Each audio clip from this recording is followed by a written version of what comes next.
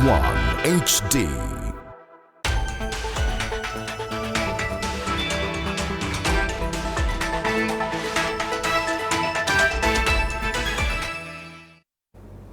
दर्शकबिन नमस्कार। विशेष श्रृङ्खला बजेट बहसमा यहाँलाई हार्दिक स्वागत छ। सरकारले हिजो 14 खर्ब 74 अर्ब 64 करोडको आर्थिक वर्ष 2077-78 का लागि बजेट ल्याएको छ। बजेटमा मूलभूत रूपमा चालू खर्च अथवा साधारण खर्चमा 9 खर्ब 48 अर्ब, पुँजीगत तर्फ 3 खर्ब 52 अर्ब र वित्तीय खर्चमा 1 खर्ब 72 अर्ब विनियोजन गरेको छ र स्रोतका रूपमा राजस्वलाई 8 खर्ब 89 अर्ब, आन्तरिक ऋणलाई 2 खर्ब 25 अर्ब, वैदेशिक ऋणतर्फ 2 खर्ब 79 अर्ब र वैदेशिक अनुदानका लागि 60 अर्बको अनुमानित लक्ष्य लिएको छ। हामी विभिन्न जोड र कोणबाट क्षेत्रगत रूपमा बजेट बहसलाई, किनभने त्यो कार्यान्वयन हुन्जेलसम्म हामीले यो गरिएको छलफल पनि संसदमा हुने बजेट माथिको बहसका लागि त्यसले पनि एउटा पृष्ठपोषणको काम गर्न सकोस् भन्ने हेतुका लागि क्षेत्रगत रूपमा बहस गर्दैछौँ।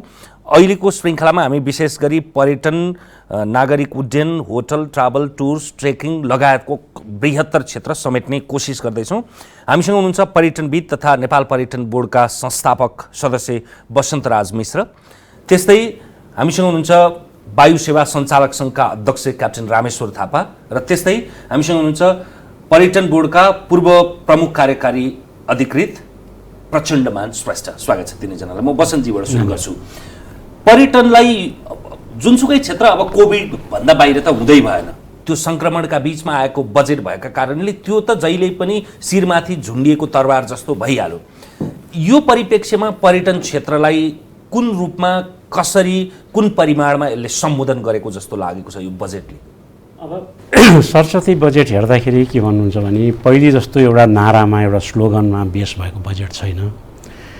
यसलाई चाहिँ चारवटा कुराले यसले समेट्न खोजेको छ। एउटा चाहिँ स्वास्थ्य, कृषि, शिक्षा र रोजगारी। अब यसमा तपाईँको पर्यटनको चाहिँ के भन्नुहुन्छ भने एक किसिमले हेर्दा त हामी साह्रै खुसी हुनु पर्यो, किनभने पर्यटन बोर्डले निजी क्षेत्रसित सरसल्लाह गरेर मागेको 20 अरब थियो, 50 अरब छुट्याइदिएको छ राष्ट्र ब्याङ्कको मार्फतबाट दिने भनेर। त्यसको प्र्याक्टिकलिटी त्यसमा चाहिँ जस्तो पहिले भैँचालो जाँदाखेरि छुट्याएको रकम चाहिँ लिनलाई बडा गाह्रो भएको थियो।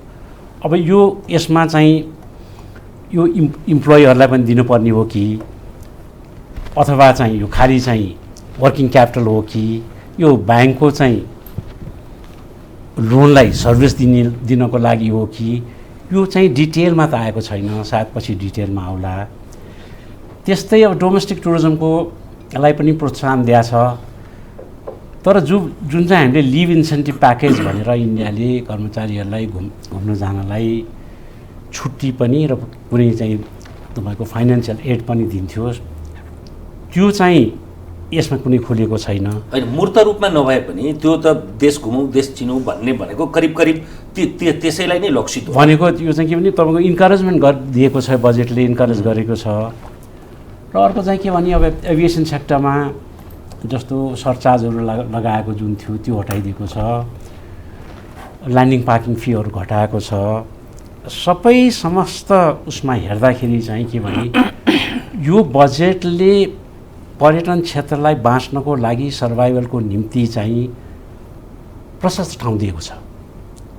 अब यसको डिटेलमा सर्भाइभल र रिभाइभलको विषयमा म एकछिनमा आउँछु। होइन, अहिले चाहिँ जे होस् हामीलाई बाँच्नको लागि यसले सबै चाहिँ ट्राभल, ट्रेकिङ, होटेल, एभिएसन सबै सेक्टर र हस्पिटालिटी इन्डस्ट्री एज अ होललाई चाहिँ यथेष्ट ठाउँ दिएको छ। त्यस कारण यो बजेटको अहिले कुरा गर्दाखेरि यसलाई चाहिँ के भने समस्त क्रममा हेर्दा यसलाई राम्रो नै भन्छौँ हामी। जस्तो अब यो वित्तीय कुरा आफैमा यो अङ्कगणितमा हुन्छ। अङ्कगणितीय रूपमा यो प्रश्न सोध्नु हतारो होला, बजेट आएको 24 घण्टा नपुग्दै। यद्यपि तपाईँले यो वित्तीय कुरा भएका कारणले यसलाई सूत्रीय रूपमा तपाईँले प्रतिशतमा भन्ने हो भने 100 मा कति दिनुहुन्छ पर्यटन क्षेत्रको हकमा? अब यसमा 100 मा यति प्रतिशत भनेर चाहिँ के भन्नुहुन्छ भने न्युमेरिकली ठ्याक्कै यति भन्नलाई चाहिँ यो धेरै गाह्रो छ। यो द्रव्यको कुरा भएकाले द्रव्यको कुरा, किनभने जबसम्म हामीलाई त्यो 50 अरबको डिटेल आउँदैन त्यो कसरी चाहिँ डिभाइड गरेको छ, कसरी भाग लगाएको छ त, त्यसले केमा समेट्ने त यसलाई। अब तपाईँको चाहिँ इम्प्लोइमेन्टलाई मात्रै दिने हो, कर्मचारीलाई पनि त्यसैबाट तलब दिने हो, ब्याङ्क इन्ट्रेस्ट पनि त्यसैले सर्भ गर्ने हो, मार्केटिङ पनि त्यसैले गर्ने हो, र अपरेटिङ कस्ट पनि त्यसैले गर्ने हो, मेन्टेनेन्स पनि त्यसैले गर्ने हो भने सबै त्यसलाई एकै ठाउँमा राखेको छ भने धेरै गाह्रो हुन्छ होइन। त्यस कारण ठ्याक्कै तपाईँले भनेको जस्तो चाहिँ यति % भन्नु त गाह्रो छ।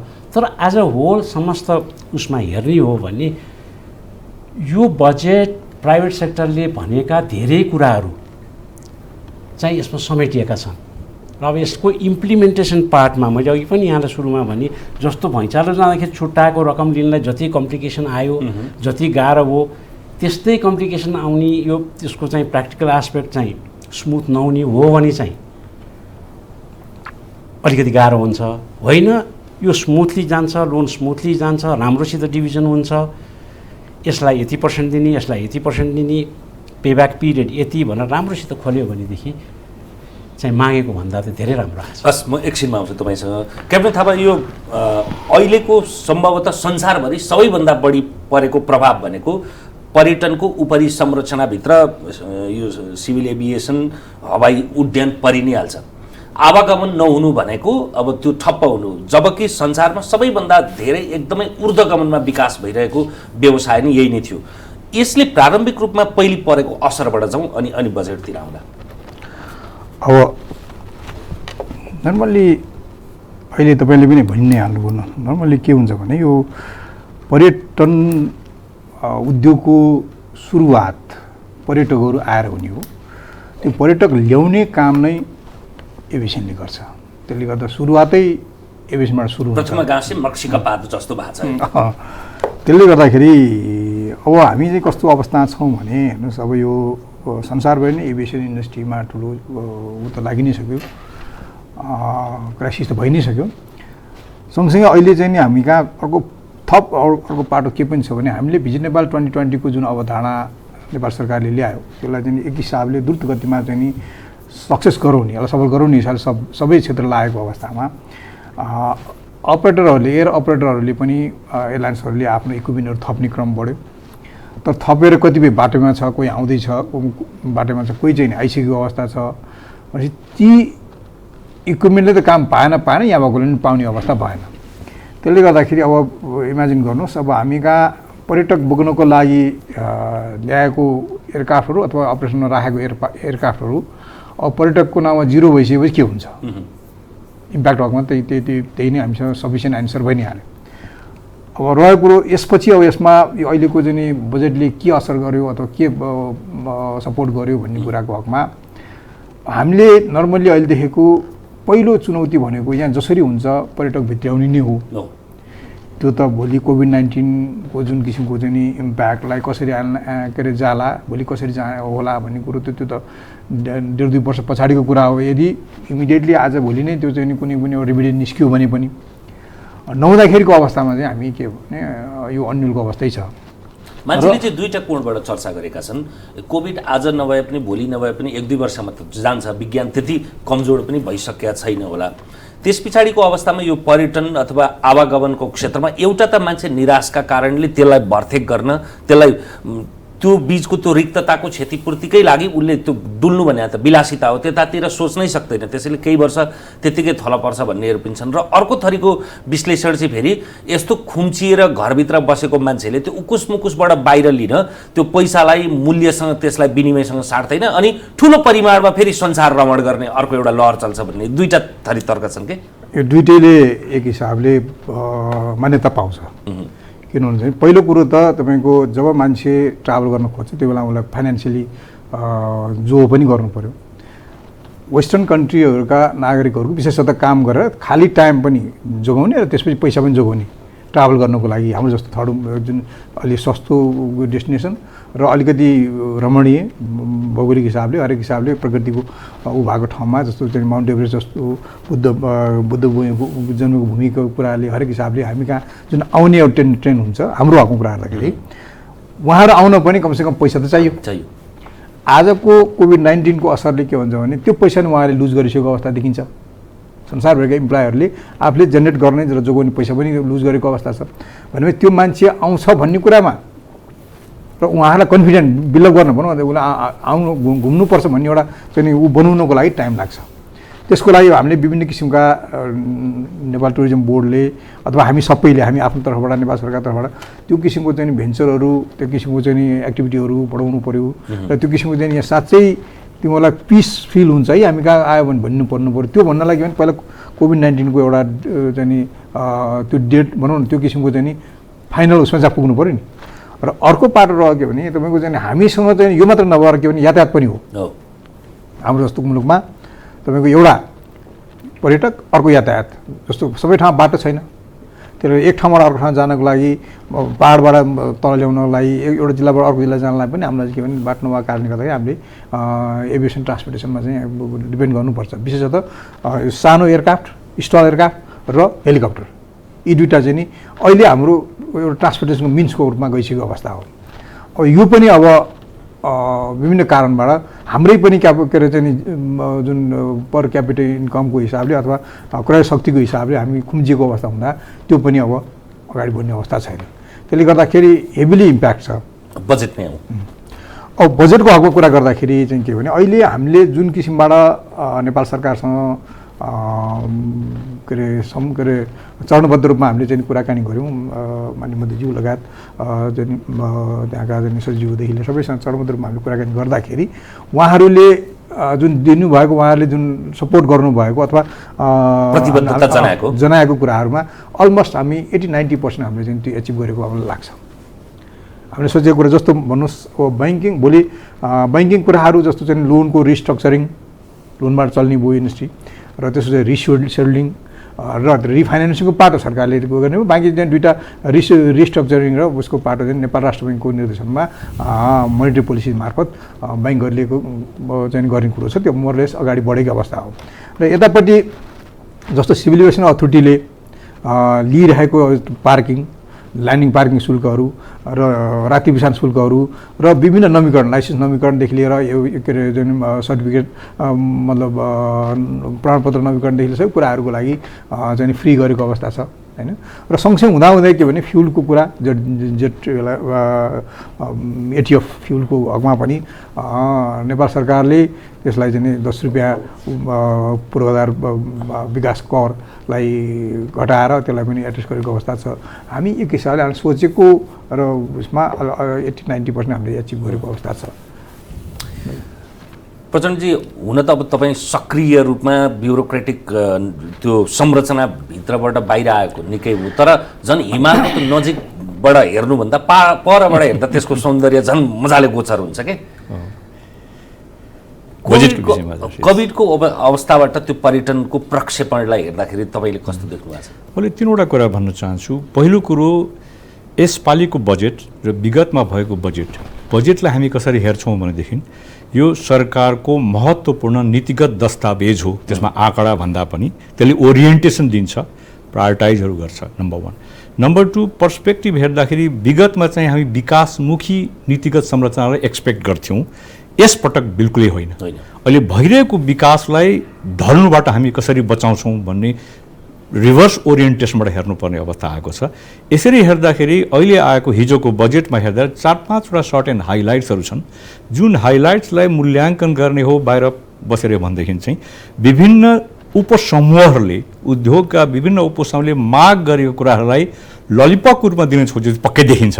त्यसमा कतै कतै दिएको हो कि भन्ने, तर प्रश्न राष्ट्रिय रूपमा हेर्दाखेरि यो पोलिसी ओरिएन्टेसनले त्यो टुरिज्म सेक्टरलाई रिइस्टाब्लिस गर्न मद्दत पुग्छ कि पुग्दैन भन्ने पार्टमा सबै कुरा समेट्न पक्कै पनि सकिँदैन। तत्काललाई भर्थे मलम लाउने कुरा त भयो, तर घाउनी निको पार्ने। तर त्यसमा धेरै राष्ट्रहरूको चाहिँ हामीले यसो विश्लेषण गर्यौँ भने यस्तो अवस्थामा एउटा लिड पोलिसी फ्याक्टर भन्ने हुन्छ। त्यो लिड पोलिसी फ्याक्टर के हुन सक्थ्यो भने म रामेश्वरजीलाई पिकअप गर्छु। नेपालको अन्तर्राष्ट्रिय पर्यटनको विश्लेषण गर्दा 80% भन्दा बढी हवाई यातायातमा निर्भर छ। त्यो हवाई यातायात सञ्चालन कसले गरेको छ भनेर हाम्रो राष्ट्रिय ध्वजावाहक वा राष्ट्रिय एयरलाइन्सको भन्दा बढी प्रतिशत 27-28वटा एयरलाइन्स चल्छ, कनेक्ट गर्छ भनेदेखि सब्सटेन्सियल पर्सेन्ट बाहिरको एयरलाइन्स छ। त्यो बाहिरको एयरलाइन्सले धराशायी भएको छ, लकडाउन फेरि रिस्टार्ट गर्नको लागि उसले कस्टमर र बिजनेस मोडलमा हेर्छ। भन्दा पहिला के आधारित थियो, नेपालबाट श्रम गर्ने त्यहाँनिर एउटा क्लाइन्ट पाउँथ्यो र अर्को चाहिँ टुरिस्टहरू उताबाट ल्याउनु पाउँथ्यो। त्यो दुईवटा क्लाइन्ट बेसमा उसले अपरेसन रिस्टार्ट हुने सम्भावना थियो भने अब आउँदाखेरि चाहिँ लकडाउन सकेपछि अथवा कोभिड अलिकति मन्थर भएपछि टुरिज्मलाई रिस्ट्याब्लिस गर्नको लागि उसले सञ्चालन गर्छ त भन्दा यतापट्टि लेबरमा पनि कम हुने सम्भावना देखेका छौँ, प्लस चाहिँ हामीले टुरिस्ट पनि आउने सम्भावनासम्म देखेको छौँ। भने त्यस्तो अवस्थामा अरू राष्ट्रहरूको गन्तव्य स्थलको पनि प्रतिस्पर्धा बढ्छ। यसपछि त्यो प्रतिस्पर्धामा लिड गर्नको लागि चाहिँ यो सामान्य रूपमा अलिकति कर छुट, लाइसेन्सिङको उहाँले भने छुट त एउटा सामान्य कुराहरू भए, तर मेजर लिड फ्याक्टर रूपमा मलाई लाग्छ अरूलाई दिनुभन्दा अगाडि एयरलाइन्स र इन्टरनेसनल एयरलाइन्स खास गरिकन त्यसलाई नेपालमा प्राथमिकता दिनको लागि चाहिँ यदि सकिन्छ एक्सट्रिममा मैले बन्न सक्छु, के बन्न सक्छौँ भने हाम्रो चाहिँ अरू कम्पेरिटिभ तुलनात्मक रूपमा चाहिँ हामी एयर फ्युल चाहिँ हाम्रो हाफ द कस्टमा पाउँछ भन्ने चाहिँ सपोर्ट कहीँबाट सब्सिडाइज गरिसक्यो भने चाहिँ रिइस्टाब्लिस केही एयरलाइन्स भयो भनेदेखि अनि एयरलाइन्स भएपछि उसले मार्केटिङ गर्छ, मान्छे ल्याउँछ, अनि होटल चल्छ, अनि सबैको त एउटा भ्याल्यु चेनका सबै कुराहरू पर्छन् भन्ने त्यो कता कता मिस भएको देखिन्छ। एक दोस्रो मेरो कमेन्ट चाहिँ यसो 4-5वटा बजेटको हाइलाइटमा अझै पनि विकासमुखी देखिएको छ। प्रत्येक प्रदेशमा चाहिँ हामी एक एकवटा चाहिँ स्पट्सहरू डेभलप गर्ने अथवा चाहिँ हाम्रो शिक्षामा चाहिँ सेकेन्डरी एजुकेसनमा चाहिँ करिकुलम इन्ट्रोड्युस गर्ने, यो पछिको पोलिसी यो इन्ट्रोडक्सन हो विकासको लागि, त्यसलाई नकार्न सकिँदैन। तर अहिलेको राइट टाइममा डिमान्ड त्यो होइन। अहिले भइरहेको इन्डस्ट्री होटलदेखि, ट्राभलदेखि, एयरलाइन्सदेखि, ट्रेकिङदेखि, राफ्टिङ कसरी त्यसलाई रिइन्स्टेट रिभाइभ गर्ने, विगतको सानो सानो राष्ट्रिय घटनाहरूले पनि यस्ता होटलहरू बन्द भएको हामीले पाएका छौँ भने त्यसमा 3-4वटा मात्रै कम्पोनेन्टलाई एड्रेस गर्नुपर्ने थियो। पहिलो कम्पोनेन्ट भनेको यो सबै इन्डस्ट्रीको विश्लेषण गऱ्यौँ भने फिक्स्ड कस्ट सबभन्दा बढी स्टाफ रिलेटेड कस्टमा परेको छ। त्यो बन्द भए पनि हाम्रो अहिलेको एक्जिस्टिङ ऐनले चाहिँ उसलाई ले अफ गर्न सकिँदैन अरू कन्ट्रीमा जस्तो, किनकि त्यसलाई फेरि अनइम्प्लोइमेन्ट भत्ता पनि छैन। त्यही कता कता सरकारले इनिसियल स्टेजमा त निकाल्न पाइँदैन है भन्ने पनि आएको छ। त्यस अवस्थामा यो लमा फ्लेक्सिबिलिटी चाहिँ इन्टरभेन गर्नु जरुरी थियो। त्यो भनेको इम्प्लोयर, इम्प्लोइ र सरकारको मध्यस्थतामा चाहिँ के कस्तो किसिमको कतिसम्मको लागि हामीले चाहिँ विशेष व्यवस्था गर्न सकिन्छ भने त्यो ठुलो मिसिङ पार्ट देखियो। अब भनियो एउटा फन्ड राख्यो, फन्डबाट गर्दा पनि त्यो साह्रै विवादित हुन्छ। जसले जे माग्न आयो भने त्यो फन्डबाट दिन्छु भने ललिपप भनेको कारणले देखाउने ललिपप भयो। त्यो स्टाफको लागि हो कि त्यो इन्फ्रास्ट्रक्चरको लागि त बडा राम्रो 20 अर्ब मागे त 50 अर्ब दियो, त्यो दियो। अर्को कुरा के हुन्छ, त्यो भोलि प्रशासन र कार्यान्वयनको प्रश्न पनि सबभन्दा प्रश्न चिन्ह आउँछ। त्यसमा सबै कन्फ्लिक्ट अफ इन्ट्रेस्टले यसलाई चाहिँ कार्यान्वयन गाह्रो पार्छ, राज्य र सरकारलाई गाह्रो पार्छ। त्यसको सट्टामा त्यसलाई डिसइन्टिग्रेट गरिदिएर बरु सिम्पली चाहिँ स्टाफ रिलेटेड इन्डस्ट्रीको कस्ट जो चाहिँ दर्ता भएको छ, जसले ट्याक्स तिर्दै आएको छ, त्यसको लागि चाहिँ 80% हामी यसबाट चाहिँ सपोर्ट गर्छौँ। 10%, 20%, 25% भएको उहाँहरू बिजनेस इन्डस्ट्रीलाई चाहिँ प्लानिङ गर्न सजिलो हुन्थ्यो रिइस्टाब्लिस गर्नको लागि पनि मेरो कमेन्ट त्यो छ। अनि तेस्रो कमेन्ट चाहिँ ट्याक्स रिबेट दिएको छ। यो रिबेट देखिन्छ नि कहिलेको लागि, यो आर्थिक वर्ष 76-77 को लागि हो। 76-77 मा बिजनेस नै हुँदैन, ट्याक्सै तिर्नु पर्दैन, त्यो रिबेटको के मतलब भयो? त्यसै नल एन्ड भ्वाइटवाला चाहिँ पोलिसी स्टेटमेन्ट लिएर आएर अर्को ललिपप देखाएको हो कि भने मेरो कमेन्ट चाहिँ यो मेजर मेन पोलिसी डकुमेन्टले सबै ठाउँमा एड्रेस गर्ने एउटा हुन्छ, सेक्टर स्पेसिफिक एड्रेस गर्ने अर्को हुन्छ। र यहाँले भन्नुभयो सुरुमा टुरिज्म चाहिँ संसारभरि सबभन्दा भल्नरेबल र पहिला स्ट्राइक भएको चिज हो। यसलाई बााउन्सिङ ब्याक गर्नुपर्ने अरू इन्डस्ट्री भोलि लकडाउन खोलेपछि तुरन्तै खोल्छ, यो टुरिज्म खुल्दैन। खास गरी नेपालको अन्तर्राष्ट्रिय पर्यटनमा आधारित उद्योगहरू खोल्नको लागि 3वटा यसो क्लाइन्ट बेसहरू छन्। एउटा तपाईँको बाहिरको लङ हल टुरिस्ट, अर्को चाहिँ अलिकता चाहिँ मिडियम हलको त निबोरिङ कन्ट्री चाइना इन्डियाको। यो गर्दाखेरि चाहिँ एउटा चाहिँ राम्रो पक्ष के भने अहिले डोमेस्टिक टुरिज्मलाई चाहिँ अलिकति सहयोग गर्ने भन्ने खालको छ। हाम्रो उद्योगहरूको सर्टेन पर्सेन्ट चाहिँ डोमेस्टिक टुरिज्ममा आधारित पक्कै पनि त्यसलाई मिडियम अथवा यो स्मल एन्ड मिडियम अन्टरप्रिन्योर्समा भएको लजेसहरू र 1 स्टार टुरिस्ट स्ट्यान्डर्डको चाहिँ रिभाइभ हुनसक्छ भनेदेखि हायर स्ट्यान्डर्डको जुन 2020 को चाहिँ नेसनल क्याम्पेनले चाहिँ प्रभोग गरेर धेरै लगानी परिचालन भएको छ, त्यसको cost of capital is very high. सबै लोनै हो, मोर देन 70% चाहिँ लोनमा चाहिँ तयार भएको चिजलाई कसरी सर्भाइभ गराउने त? त्यो कस्ट अफ क्यापिटलको लागि के रिफाइनेन्सिङको पोर्सन त ल्याएको छ, त्यो रिफाइनेन्सिङको पोर्सन चाहिँ कति हदसम्म भन्ने क्वेसन मार्क हुन्छ, डिटेल्सहरू हुन्छ। त्यस कारण केही हदसम्म चाहिँ यसले इन्डिकेट त गरेको छ पोजिटिभ लिनुपर्छ, अथवा विकासको लागि जुन शिक्षामा आधारित गर्ने, पूर्वाधारहरू विकास गर्ने, प्लस चाहिँ तपाईँको विभिन्न क्षेत्रमा पनि अर्को पर्यटन प्रडक्टहरू आकर्षण विकास गर्ने कुरा राम्रो पक्ष हुन्। तर समय सान्दर्भिक होइन कि त्योभन्दा अगाडि महत्त्वपूर्ण प्राथमिकता कुराहरू इन्डस्ट्रीको चाहिँ रिइस्ट्याब्लिसमेन्टको कुरा आउँछ भन्ने पार्ट छ। म एकछिनमा आउँछु तपाईँसँग।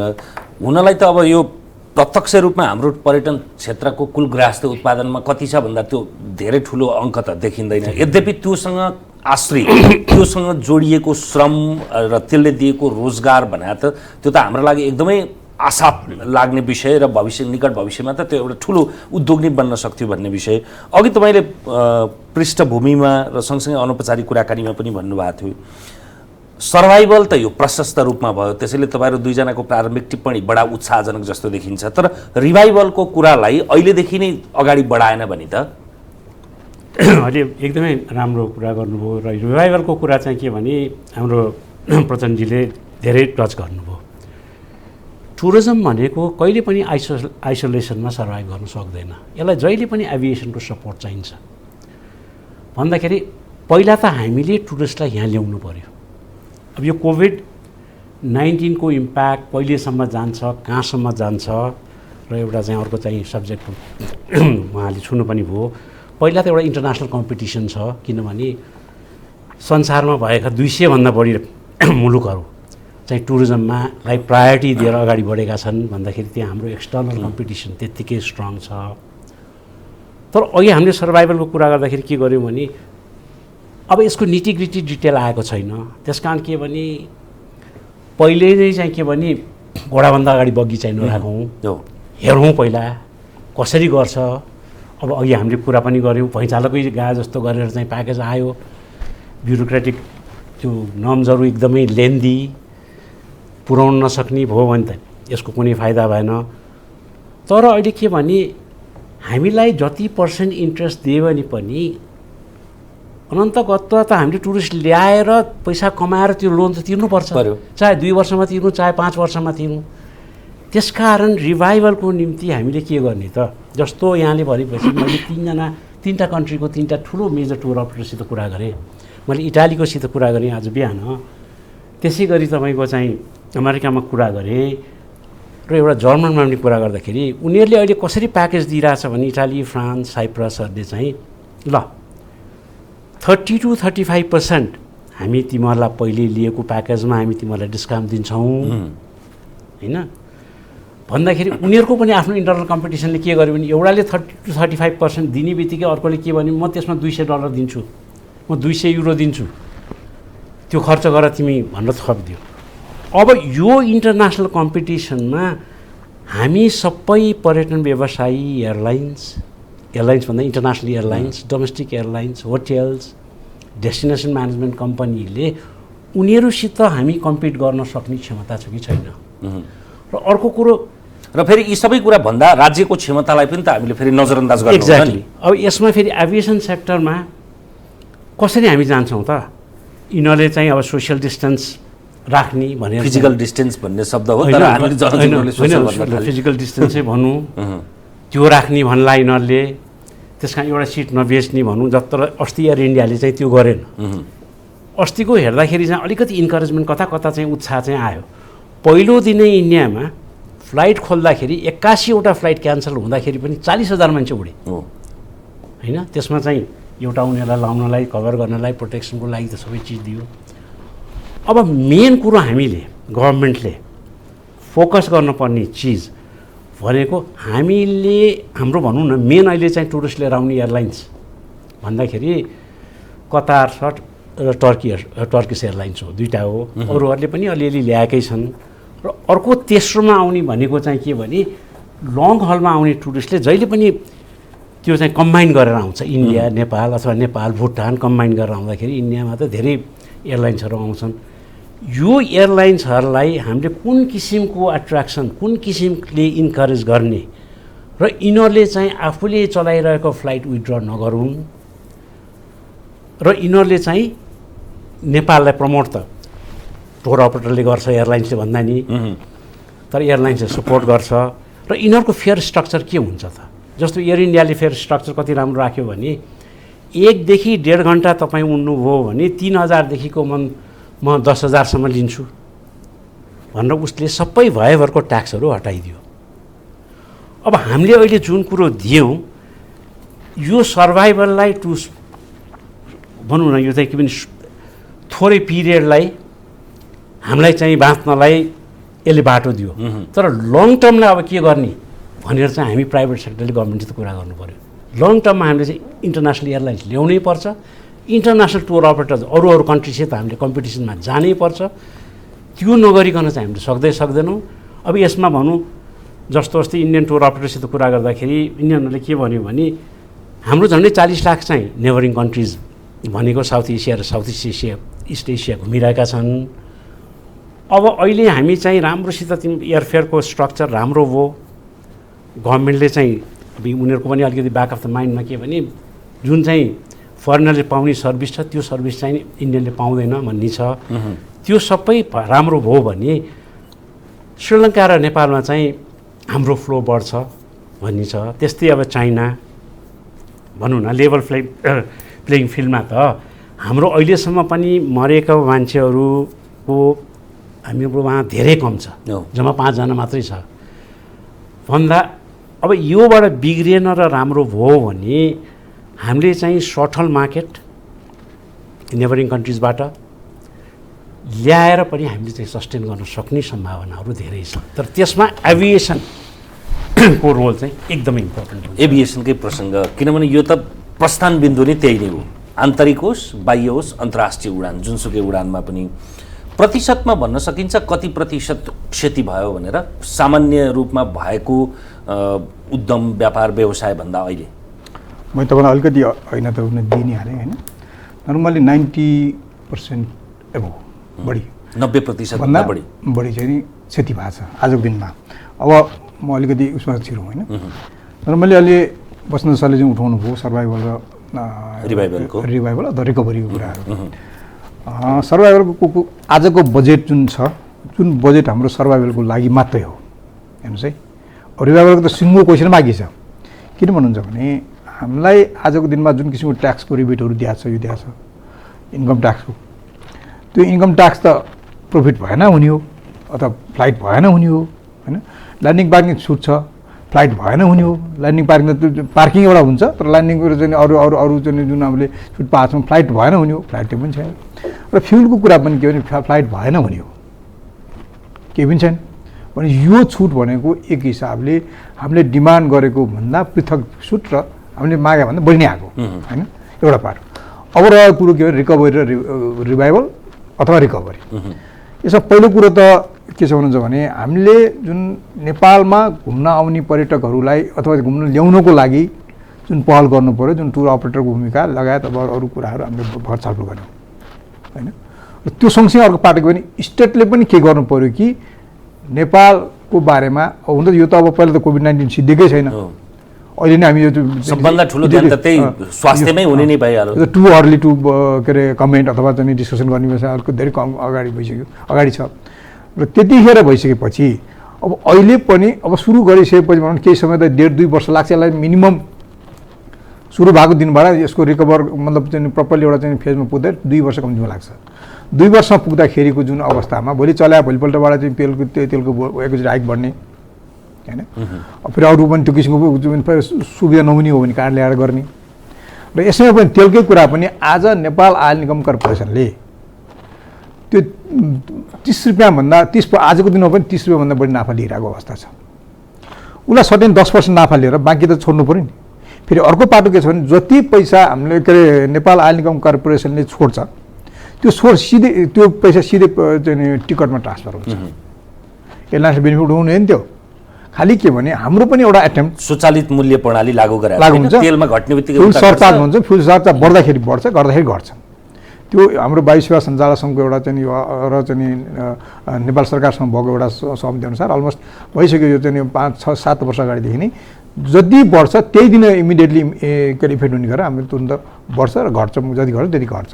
त्यसले गर्दा त्यो अहिले आजको दिनमा नेपाल आयल निगम कर्पोरेसनले नाफा गरिरहेको 30 रुपियाँ 35-32 रुपियाँ त्यो चाहिँ नि घटाएर कमसेकम 10 रुपियाँ मात्रै नाफा लिएर अरू गर्नुपर्छ।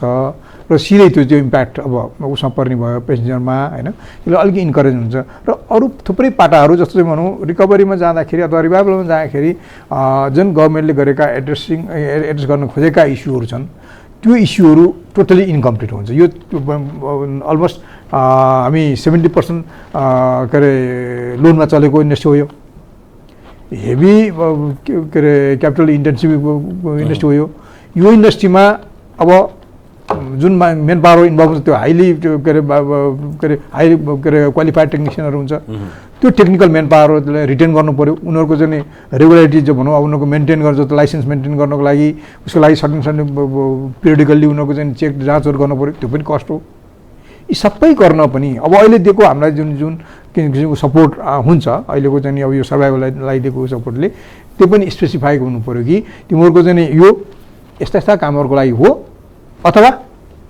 अरू कामको लागि हो किनकि होला नि त अब हामीले खोजेको अहिले के नि बाँच्नको लागि होइन केही स्टाफ रिटेन गर्नु पर्ला केही स्टाफ होइन अब हाम्रो स्टाफहरू रिटेन गर्नु पऱ्यो जुन स्टाफलाई चाहिँ मिनिमम स्यालेरी दिए तापनि हामीले मिनिमम स्यालेरी दिन्छौँ अहिले हाम्रो स्टाफ र एभिएसन एउटा राम्रो कुरा के छ नि के अरे एभिएसन स्टाफ र अपरेटरको बिचको राम्रो चाहिँ समझदारी भएको छ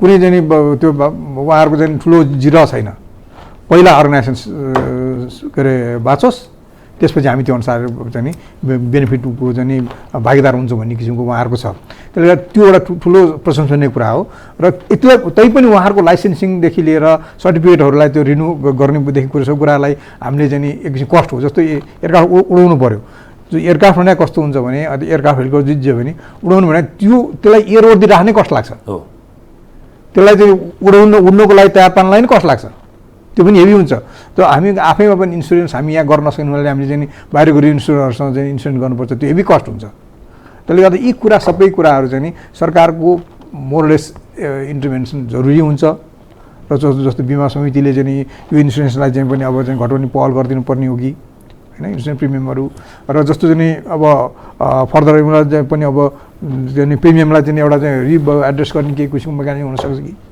यी आदि कुराहरूमा सरकारी इन्टरभेन्सन जरुरी हुन्छ र हेभिली के अरे चाहिँ स्पष्ट रूपमा भन्नु पर्दाखेरि आजको दिनमा ट्रङ्क अपरेटरहरू भनेको ठुलो जस्तो अहिले हामी कहाँ चल्ने ट्रङ्क भनेको एटिआर टाइपको भनौँ डोमेस्टिकमा टाइपको जहाजहरूले चाहिँ नि विशेषतः उहाँहरूले नेपाली बोकेर पनि सस्नु सक्ने अवस्था हुन्छ र उनीहरूको 40-50% अपरेसनमा ल्याउन सक्छन् र ल्याएर चाहिँ नि भनौँ एउटा चाहिँ डब्ल्युएचओको स्ट्यान्डर्ड अथवा नेपाल सरकारले स्वास्थ्य मन्त्रालयले दिएको स्ट्यान्डर्डलाई चाहिँ नि मेडिकल स्ट्यान्डर्डलाई चाहिँ नि के अरे इम्प्लिमेन्ट गरेर अथवा त्यसको चाहिँ नि स्ट्यान्डर्डमा बसेर गर्दाखेरि मोरलेस उनीहरूले एउटा चाहिँ जुन अप्पर बााउन्ड्री र लोवर बााउन्ड्री टिकटको फेयर छँदैछ त्यही एक्जिस्टिङ फेयर प्र्याक्टिसमा पनि काम गर्न सक्ने अवस्था छ तर जुन स्टल भने मैले सर्ट टेकअप एन्ड ल्यान्डिङ जुन रिमोट ठाउँमा जान्छ के अरे डेस्टिनेसनमा जान्छ त्यो र हेलिकप्टर चाहिँ नि अलमोस्ट कोल्याप्सको अवस्था हो त्यसको त 95% विदेशी पर्यटक नै थियो होला होइन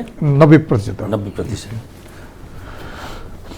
मलाई चाहिँ त्यो रिभाइभलको हामीले कुरा गरिरहँदा लकडाउनको अवस्थामा आएको बजेटमा त्यो पनि हतारो हुँदैन र किनभने सर्भाइभल नै पहिलो कुरा होइन र बिल्कुलै हो त्यसैले गर्दा यहाँले सोध्नु भएको चाहिँ सन् 2020 को सिनेरियो हामी नेपालको परिप्रेक्ष्यमा हेऱ्यौँ भनेदेखि मार्चको आधासम्म मात्रै ग्रोथ अथवा एराइभल्स जेनेरेट भयो भने चाहिँ 2.5 महिना मात्रै हो तत्पश्चातको चाहिँ अरू बाँकी सबै महिना गएको हुनाले उहाँले 90% जस्तै सबै उद्योगको कस्टको 80 to 90% त ड्यामेज भयो त्यस कारण यो पोलिसीलाई चाहिँ हामी मदर पोलिसी भन्छौँ जसले 3वटा सब कदमहरू मेजर्सहरूले कभर गर्छ वित्तीय measures fiscal policies fiscal steps दोस्रो चाहिँ मौद्रिक कुराहरू भए रिफाइनेन्सिङदेखि इन्ट्रेस्ट रेटको कुराहरू भए तेस्रो कुरामा त्यो सेक्टरको चाहिँ रणनीतिको स्ट्राटेजिक रूपमा 3वटा कभर गर्नुपर्छ त्यो गर्दाखेरि जुन वित्तीय चाहिँ सहुलियत दिएको छ यो वेभर डिफरल र डिस्काउन्ट्सहरू साह्रै नमिनल भयो वा त्यो बेलामा ट्याक्स तपाईँ आम्दानी नभएको ट्याक्स छुट दिएर के मतलब भयो भने जस्तो भयो अहिले क्वेसन चाहिँ 80% को चाहिँ जुन कस्ट जुन हाम्रो बिजनेस डाउन भएको छ त्यसलाई रिइस्ट्याब्लिस गर्नको लागि नाइदर फ्रम द इन्डस्ट्रीको cost perspective nor from the भोलि रिभाइभ गर्दाखेरि यहाँले भन्नुभयो जस्तै हामी रिजेनरेट गर्दा प्राइस स्ट्रक्चर जुन बिजनेस मोडलमा चाहिन्छ नि त्यो कसरी प्रतिस्पर्धी हुने प्राइस सेक्टरलाई सपोर्ट गर्नको लागि पोलिसी कसले इन्टरभेन गरे त यो दुईटै पोलिसी एब्सेन्ट देखिन्छ कस्टमा एड्रेस गर्ने प्लस प्राइसमा एडजस्ट गर्ने कस्टमा एडजस्ट गर्ने सर्भाइभलको कुराहरू भए प्राइसमा एडजस्ट गर्ने रिभाइभलको कुराहरू भए दुईटै कता कता एडजस्ट भएको छैन कि भन्ने एउटा प्रश्न त्यसको अलावा म पोइन्ट ब्ल्याङ्क भन्छु अब landscape of tourism globally changing after post कोभिडमा त्यो भने के हो त एउटा कुरा त डेस्टिनेसन छनौट गर्दाखेरिको डिसिसन केमा आधारित हुन्छ त्यो कन्ट्रीको हेल्थ हाइजिन सेफ्टीको प्यारामिटर्सहरू के डेभलप गर्यो त्यसमा अब इन्डस्ट्रीले गर्ने हो कि सरकारले गर्ने हो कि सरकारले गर्नु के ओरिएन्टेसन लाग्छ त्यो पनि एब्सेन्ट देखिएको छ। हाम्रो त्यो कोड के हो, एयरलाइन चाहिँ के अपनाउनु पर्ने, टुर अपरेटरले के गर्नुपर्ने, ट्रेकिङले के गर्ने, होटलले के गर्ने, एउटा पार्ट हो त्यो एब्सेन्ट देखियो। दोस्रो पार्ट चाहिँ यो सबै टुरिज्मको चाहिँ नेपाल यो national tourism administration of organization र एनटिबी हामीले इस्टाब्लिस गऱ्यौँ जसले ओभरअल मार्केटिङ रिभाइभको लागि गर्छ। त्यसको मेन सोर्स अफ इन्कम भनेकै त्यो एयरलाइन्समा भएको इन्टरनेसनल टुरिस्टकोबाट आउँछ। त्यो त अब इन्टरनेसनल टुरिस्ट नभएछ त उसले यो वर्षको त उसले पैसै पाउँदैन भने how they are going to operate. त्यसलाई यो फिस्कल पोलिसीले कहाँ स्टार्ट। त्यसैले यसको असर त अब सायद 1-2 महिनामा पुरानै अवस्थामा फर्किन्छ भन्ने सोचेर होला राजस्व 8 खर्ब 89 अर्ब भनेको छ। अब यो नै मिट गर्दैन, अर्धवार्षिक समीक्षा गरेर अथवा त्योभन्दा अगाडि नै घटाउनु पर्ने देखिन्छ नि, किनभने त्यसको प्रकारान्तरले प्रभाव भने त राजस्वमै पर्छ नि त।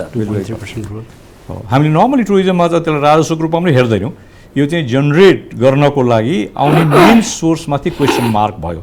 2020मा जुन इन्टरनेसनल टुरिस्टले चाहिँ युज गरेर आउँथ्यो रिसोर्स कसको लागि, टुरिज्म बोर्डको लागि र टुरिज्म सेक्टरको मार्केटिङको लागि। मैले चाहिँ त्योभन्दा पर गएको के त्यो क्षेत्रमा टुरिज्म बोर्डसम्म त्यसको असर पर्यो, त्यसको प्रकारान्तरले असर त राज्य कोषमा पर्ने भयो। पक्कै भयो। अब प्रश्न के हुन्छ, मैले एज्युम्सन गरेको है, यहाँ जुन 50 अरबको कोषबाट भोलि टुरिज्म बोर्डलाई चाहियो पनि त्यही देखाउने भयो, इन्डस्ट्रीको लागि स्टाफ रिटेन्सन त्यही देखाउने भयो, भोलि चाहिँ कुनै रिभाइभ गर्नु पनि त्यही देखाउने भयो भन्दा त्यो कन्फ्युजन र त्यो कम्प्लेक्सिटीले गर्दाखेरि यो फन्ड प्रयोग हुन सक्ने सम्भावना धेरै कम हुन गयो कि त्यस कारण अहिले भनेको जस्तै यसको प्रक्रिया चाहिँ अलिकता चाहिँ डिसइन्टिग्रेट गरिदिएको भए प्रत्येक बिजनेस हाउसेसले आफ्नो further plan survival plus followed by revive बनाउनु सजिलो हुन्थ्यो भन्ने मात्रै गर्नु पर्थ्यो। चाहिँ के त त्यसो भए प्रारम्भिक रूपमा त ठिक छ, सही छ, सरकारको कदम भनेको धेरै महत्त्वकांक्षी धेरै उत्ताउलो पनि छैन। पोहोर र परार तेस्रो वर्ष यही सरकारले यही अर्थमन्त्रीले बजेट निर्माण गर्नुभएको त्यो अनुभूतिले पनि उहाँलाई सिकायो र सँगसँगै कोभिडले पनि सिकायो। अझै यो हामी अब विभिन्न विधामा विभिन्न क्षेत्रगत रूपमा अरू संवाद त गर्छौँ, विशेष गरी यो टुरिज्म ट्राभल्सकै कुरामा। अब यसमा के छ भन्नुहुन्छ भने यात्रीजीले भन्नुभएकोमा हामी प्राइभेट सेक्टरले जहिले पनि जुनसुकै समस्यालाई अहिलेसम्म चाहिँ हेर्दाखेरि एउटै आँखाले हेऱ्यौँ। भूकम्प जाँदाखेरि पनि एउटै आँखाले हेऱ्यौँ, यो नाकाबन्दी हुँदा नि एउटै किसिमले हेऱ्यौँ र अहिले चाहिँ जुन यो चाहिँ कोभिड-19 मा पनि त्यही किसिमले हेऱ्यौँ। खालि हाम्रो फोकस जहिले पनि केमा भयो भने यो अवस्थामा कसरी बाँच्ने र यसमा पनि कसरी आयो भन्नुहुन्छ भने भर्खर खुलेका होटेलहरूले चाहिँ ल यो ब्याङ्क इन्ट्रेस्ट मैले कसरी सल्भ गर्ने, पुरानाहरूले चाहिँ के गर्यो भने मेरो लेबरको समस्या के हुन्छ, मैले चाहिँ यसलाई चाहिँ जसरी भए पनि मेरो चाहिँ प्रपर्टीलाई एक्जिस्टेन्समा ल्याउन सक्छु कि सक्दिनँ। अब त्यसमा त्योभन्दा सानो क्याटेगोरीहरूले म रेन्ट सर्भ गर्न सक्छु कि सक्दिनँ भन्दाखेरि हामीले चाहिँ एउटा combined integrated both survival crisis manage पनि कसरी गर्ने र त्यसपछि यो चाहिँ 9 महिनामा रिभाइभ हुन्छ कि 18 महिनामा रिभाइभ हुन्छ कि 2 वर्षमा रिभाइभ हुन्छ कि त्यसको लागि हामी कसरी प्रिपेयर गर्ने भन्ने राम्रो सल्लाह चाहिँ हामीले सलिडली बसेर दिन सकेनौँ कि जस्तो पनि मलाई कता कता लाग्यो। त्यसमा सरकारको मात्रै कुरा भएन, त्यसका हाम्रो पनि निजी क्षेत्र पनि कुरा छ त्यसमा, त्यो दिन सकेनौँ कि कता कता त्यसमा हामी फेल भयो कि खालि हामीले सेक्टोरियल इन्ट्रेस्ट मात्रै हेऱ्यौँ। पोखराले पोखराको इन्ट्रेस्ट हेऱ्यो, चितवनले चितवनको इन्ट्रेस्ट हेऱ्यो, काठमाडौँको होटेलले आफ्नो स्टाफ अनुसार, एभिएसनले स्टलवालाले स्टलको हेऱ्यो, एटिआर चलाउने एटिआरको हेऱ्यो कि भन्ने कुरा आयो। तर मेन कुरा यसमा के भने हाम्रो चाहिँ यो टुरिज्म र यो भएको एक्जिस्टिङ प्रपर्टीहरू टुरिज्म प्रडक्टहरूलाई र यहाँको चाहिँ इन्टरप्रेनर इन्भेस्टरलाई सर्भाइभ गराउनको लागि हामीलाई मेन चाहियो टुरिस्टै चाहियो। चाहे यो 9 महिनामा हामी रेडी हौँ, चाहे 3 वर्षपछि रेडी हौँ, हामीले इन्टरनेसनल मार्केटमा कम्पिटिसनमा हामी जानै पर्छ, हामी त्यहाँ नगइकन सुख छैन। त्यसकारण अब एउटा स्टेप हामीले पास गऱ्यौँ। अब हामीले चाहिँ के भने यो 50 अरबको पहिला यसको चाहिँ जस्तो यो कसरी डिभाइड गरेको छ, जे समस्या पऱ्यो भने पनि यही 50 अरबबाटै लैजाने हो कि जस्तो टुरिज्म बोर्डको पनि मेजर सोर्स अफ इन्कम अहिले उहाँले भनिसक्नुभयो मेजर सोर्स अफ इन्कम भनेको त टुरिस्टबाटै आउने हो। टुरिस्ट नआएपछि उसले चाहिँ मलाई मार्केटिङलाई पनि यसैमा देऊ र यो बजेटले चाहिँ मार्केटिङ छोएको छैन। मार्केटिङको एस्पेक्ट त यसले चाहिँ रिभाइभल यसलाई कसरी चाहिँ टुरिस्ट लिएर आउने भन्ने एस्पेक्टमा त यसले छोएकै छैन। यसले खालि केमा छोएको छ भने ल डोमेस्टिक टुरिज्मबाट तिमीलाई अलिकति सपोर्ट गर्छु भनेको छ। त्यो डोमेस्टिक टुरिज्ममा के भने गभर्मेन्टले फाइनेन्सियल्ली गभर्मेन्टको कर्मचारीहरूलाई जस्तो इन्डियामा दिन्छ त्यो किसिमले दियो भने सुविधा दिएर यिनीहरूलाई घुम्नलाई चाहिँ फाइनेन्सियल ब्याकिङ र हलिडेले ब्याकिङ गर्यो भने यसले चाहिँ केही आड भरोसा दिएला। होइन भने त अघि रामेश्वर भाइले भने डिस्पोजेबल इन्कम मान्छेसित छैन, सिक्योर छैन, भएको पैसा खर्च गर्दिनँ भन्यो भने नेपाल जस्तो मुलुकमा त घुम्दैनन् होइन। नेपालमा डोमेस्टिक टुरिज्ममा त्यस कारण के भने हामी सर्टेन स्मल एस्पेक्टमा गरौँ। अहिले हामीले के गर्नुपर्छ भने हामीले इन्टरनेसनल एयरलाइन्सलाई कन्फिडेन्समा लिनुपर्छ। उसलाई चाहिँ एयरलाइन्सको पार्टबाट सिभिल एभिएसनलाई चाहिँ कुनै पनि फाइदा नहोला, तर एज अ होल इकोनोमीमा चाहिँ त्यसले चाहिँ सपोर्ट गर्छ भनेर राम्रो प्याकेज, कस्तो किसिमको प्याकेज। अब अहिले मान्छेहरू चाहिँ के भने यसले सरसर्ती कुरा गर्दाखेरि हाम्रो चाहिँ अलिकति एडभान्टेज पनि छ है, किनभने अहिले हुलमुलमा र मास टुरिज्ममा मान्छेहरू जाँदैन। अहिले खोज्ने भनेको निच मार्केटै हो। नेपालको निम्ति 1 million tourist, 1.2 million tourist, 2 million tourist भनेको चाहिँ त्यो धेरै टुरिस्ट होइन। अनि फेरि अर्को हाम्रो लागि शङ्खाको सुविधा केले दियो भने विशेष गरी अहिले त यसै पनि युरोप र अमेरिकाका टुरिस्टहरू त घटि नै रहेको थियो, जहाँ अहिले बढी सङ्क्रमण छ। चीनबाट ठुलो सङ्ख्यामा आउने हो नि, त्यो निदान भइसक्यो। भारतमा पनि त्यस्तो ठुलो डढेलो लागे जस्तो छैन। एसिया प्रशान्त क्षेत्रमा पनि त्यसको रिकभरको रेट राम्रै छ। त्यसैले अनि हामी कहाँ पनि अघि तपाईँले बताइसक्नुभयो, त्यसैले अलिअलि कालो बादलमा चाँदीको घेरा भने धेरै छ, चाँदीको बादल धेरै छ। तर के भने मेन कुरो चाहिँ हामीलाई गभर्मेन्टले अहिले हामीलाई कहाँ सपोर्ट चाहिन्छ भने यो फाइनेन्सियल सपोर्ट एउटा चाहिँ गरिदियो उसले भन्दा हामी कम्पिटिसनमा कसरी जाने। अरू मुलुकले चाहिँ जस्तो भनौँ न साइप्रसले अब उसले इटालीले कोभिड लाग्यो भनेदेखि हामी औषधि गरिदिन्छु समेत भन्यो होइन। उनीहरूको जस्तो वर्स्ट सिनारियो त थिएन, तर आज चाइनामा 41% अकुपेन्सीमा आयो जिरोबाट होइन। युकेमा आज बिहानसम्म चाहिँ उसले ठ्याक्कै यकिन त भन्न सकेन, but they have in an average 19% occupancy जिरोबाट। भनेपछि एउटा शून्य होला होइन, अहिले त 0% छ। तर एउटा हामीले के बुझ्नुपर्छ भने ब्याक अफ द माइन्ड मान्छेको चाहिँ एउटा पहिलेको जस्तो छैन। ट्राभल एडभाइजरी एउटा निस्किएर मान्छे घुम्न नजाने भन्ने हुन्न। घुम्ने भनेको चाहिँ एउटा पार्ट एन्ड पार्सल। सशस्त्र द्वन्द्वमा त ठप्प हुनु पर्थ्यो त्यति बेला पनि आयो नि मान्छे। भूकम्प पछाडि अब हामीले माओवादीको पिरियड पनि देख्यौँ, जसरी पनि सस्टेन त गर्यो टुरिज्मले। भनेपछि राम्रोसित हामीले अब यसमा के हेर्छ त पहिला टुरिस्टले भनेर रिसर्च हुँदाखेरि सबभन्दा पहिले उसले हेर्छ उसको सिक्युरिटी, सेफ्टी, हेल्थ इस्युज। अब हामीले कसरी चाहिँ गर्छौँ, कति के हामीले प्रोभाइड गर्न सक्छौँ, सबै हाम्रो स्टाफहरूलाई चाहिँ कोभिड टेस्ट गर्ने हो कि, र दे आर जे होस् यिनीहरू चाहिँ कोभिड फ्री छन् है हाम्रो स्टाफहरू, होटलमा आउने एयरपोर्टमा काम गर्ने कर्मचारी भन्ने हो कि भनेर। अब यो क्राइसिस अफ कन्फिडेन्सको पिरियडमा अरू मुलुकभन्दा हामी +1 हुनु पऱ्यो। केपी थापा, अब 3वटा त विमानस्थल निर्माणाधीन नै छन्। पोखराको त्यो पनि करिब करिब अब निर्माण सकिन्छ होला, भैरवाको त निर्माण करिब करिब अहिले त उद्घाटन भइसक्नु पर्थ्यो होला कोभिड थिएन भने। निजगढको अलि लामो प्रक्रिया भए पनि अब तिनीहरू के गर्छन्? होइन, अब यो त अनगोइङ प्रोसेस हो। यसमा त यो यसले जुन प्राथमिकता पाउनुपर्छ पाइरहेको छ, यो पाउनै पर्ने कुरा हो। किन भन्नुहुन्छ भने नर्मल्ली भोलि हामी कहाँ आउने पाहुनाहरूलाई जुन सोचका अनुसार हामीले चाहिँ नि भित्राउन खोजेका छौँ, जसरी चाहिँ नि उनीहरूलाई एउटा मल्टिपल अप्सनहरू दिएर, मल्टिपल एयर क्यारियरहरूले ल्याउने एउटा अप्सनहरू दिएर सबै हामी ल्याउनु खोजिरहेछौँ। त्यसको लागि चाहिँ नि खालि काठमाडौँको टिआइए इन्टरनेसनल मात्रै एयरपोर्ट मात्रै काफी होइन। त्यसले गर्दा जुन रिजनल 2टा बन्यो त्यो एकदम जरुरी हो, वास्तवमा भइरहेछ। र त्यसपछि जुन अब अहिले निजगढ पनि त्यो पनि एकदमै जरुरी हो। सधैँ त यतिको जाँदैन होला नि होइन। त्यसले गर्दा एभिएसन इन्डस्ट्री नेपालमा पर्यटन व्यवसायलाई एउटा प्रमुख रूपमा लिने हो, त्यसलाई चाहिँ एउटा मेरुदण्डको रूपमा हेर्ने हो भन्ने हो भने पर्यटक के अरे भित्राउनदेखि बाहेक अरू केही पनि उपाय छैन। हामीसँग भएका थुप्रै प्राकृतिक सम्पदाहरूलाई पनि हामीले प्रपरली कहीँ भिजुलाइज गर्न कमै भिजुलाइज गरेको अवस्था छ। र मान्छेहरूलाई चाहिँ अभ्यस्त बनाएको अवस्था अलिक कमै छ र भिजिट नेपाल 2020ले जुन त्यो अवधारणा राखेको थियो त्यसमा हामी केही सक्सेस हुन्थ्यौँ होला। अब अनफर्चुनेटली यो अवस्था आयो।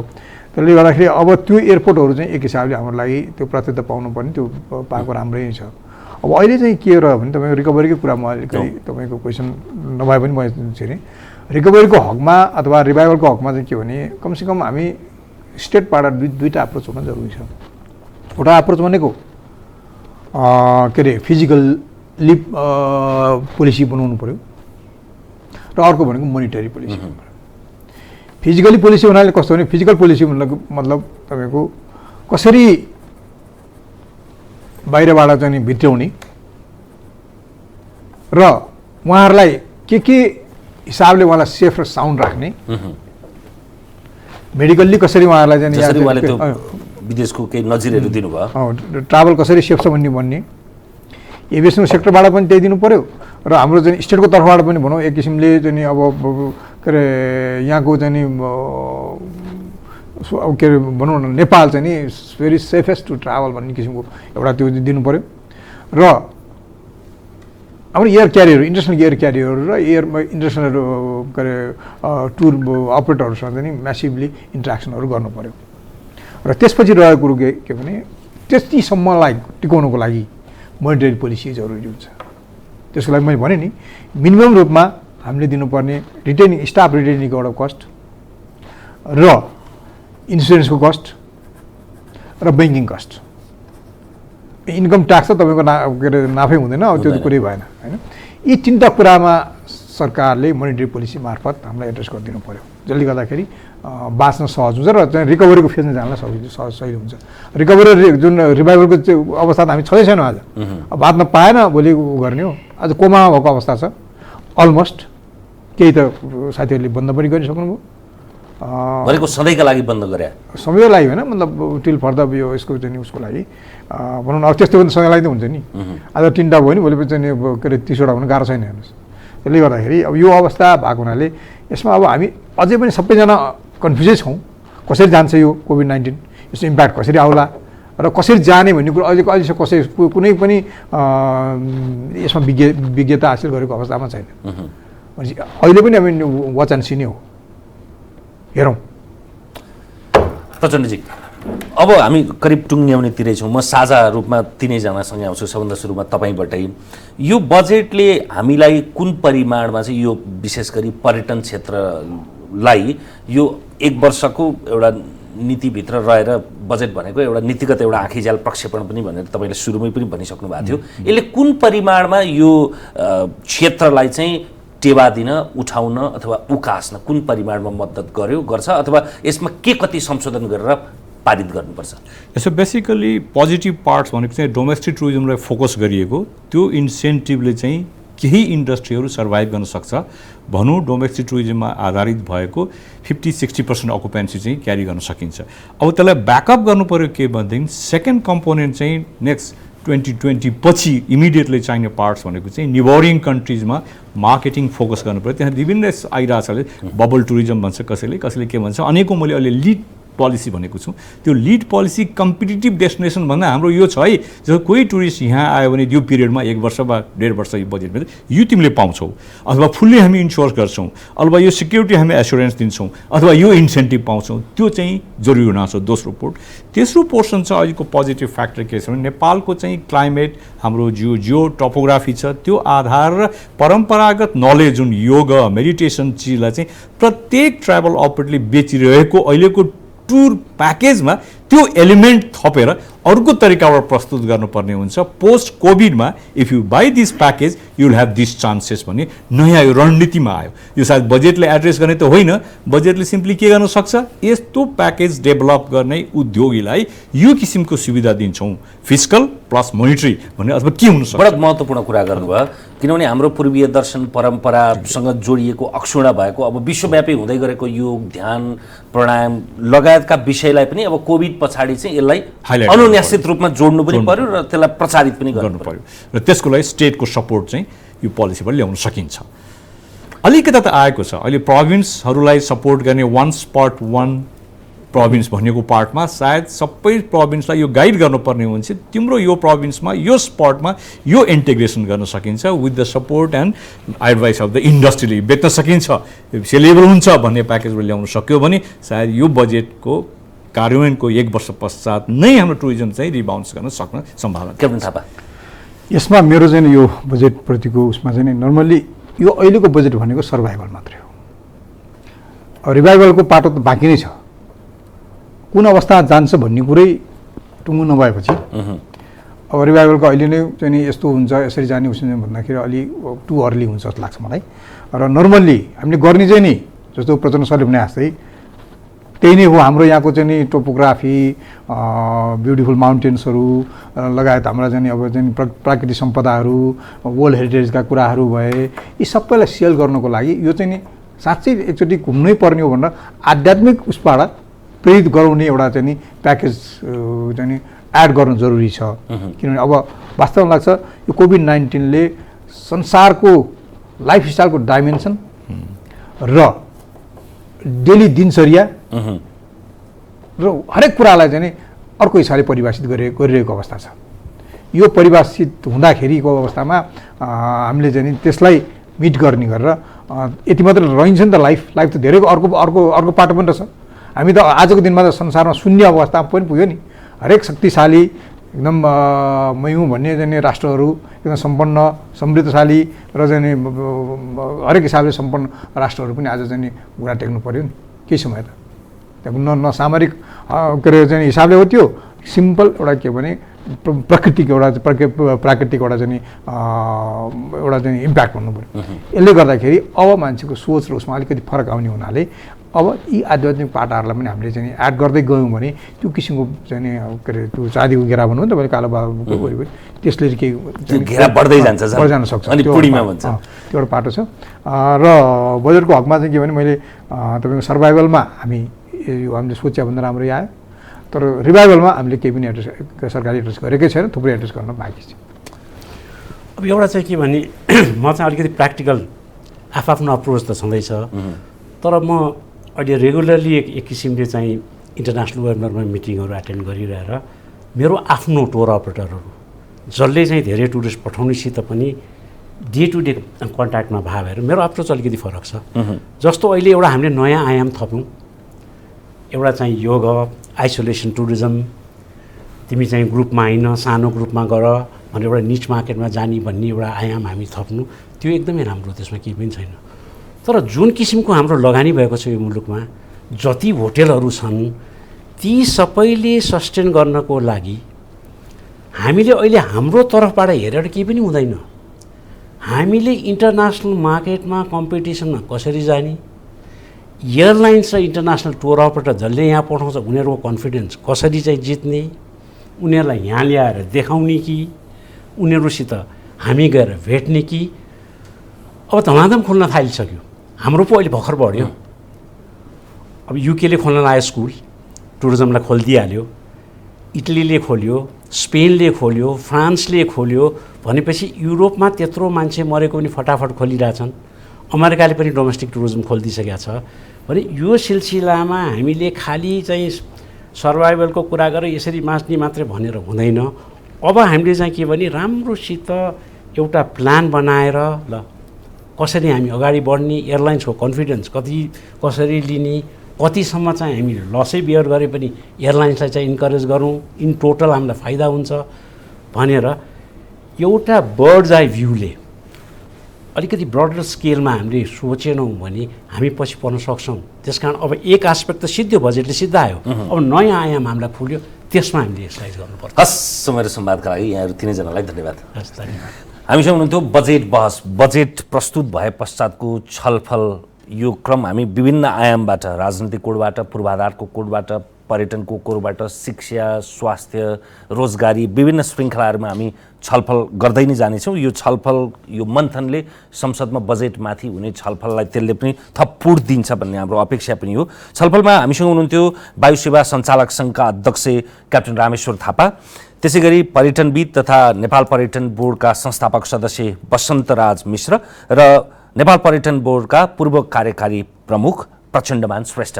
अहिलेलाई बजेट बहसको यो विशेष श्रृङ्खला यति नै। हेर्दै रहनुहोला AP1। नमस्कार।